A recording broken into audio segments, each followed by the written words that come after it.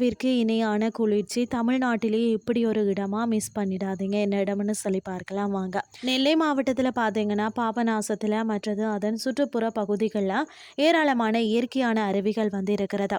வானதீர்த்த அருவி, கல்யாணி தீர்த்த அருவி, மற்றது மணிமுத்தாறு அருவி போன்ற சிறப்பான இயற்கையாக அமைந்த அருவிகள் பார்த்தீங்கன்னா கண்ணை கவரக்கூடிய விதத்தில் வந்து இருக்கிறது. இந்த பானதீர்த்த அருவியை வந்து வானதீர்த்த அருவி என்றும் அழைக்கிறார்கள்.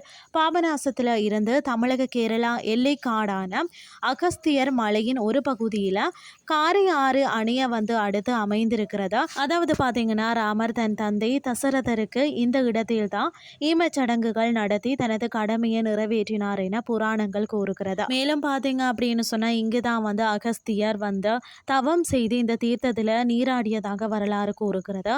எனவே இந்த பான தீர்த்தம் வந்து நாளடைவில் வான தீர்த்தமாக மாறியது. மூலிகை அருவின்னு சொல்லப்படுகிறது. இந்த நீரானது பார்த்தீங்கன்னா பலவிதமான மூலிகைகள், மரங்கள், வேர்கள் இவற்றில் பட்டு இந்த நீர் பாய்ந்து வருவதால இந்த நீருக்கு பலவிதமான நோய்களை தீர்க்கக்கூடிய சக்தி வந்து இருக்கிறதா.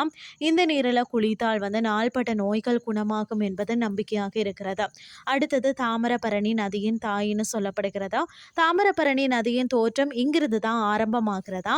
இந்த நீரானது பார்த்தீங்கன்னா காரையாறு அணையில தேங்கி மலையில பயணித்து பாபநாசத்துல வந்து அடைகிறதாம். குறிஞ்சி, முல்லை மற்றது அந்த பகுதியில பயணம் செய்து இந்த நதி பார்த்தீங்கன்னா அடுத்ததாக விவசாய நிலங்களான மருதத்துல பாய்ந்து செல்கிறது. எனவே பான தீர்த்தம் வந்து தாமிரபரணியின் தாய் என அழைக்கப்படுகிறது. பார்க்கிறதுக்கு மலைகள் சூழ்ந்த ரம்மியமான மலைப்பகுதி இருந்தாலும் இந்த அருவி மிகவும் ஆபத்தானதாக கருதப்படுகிறது.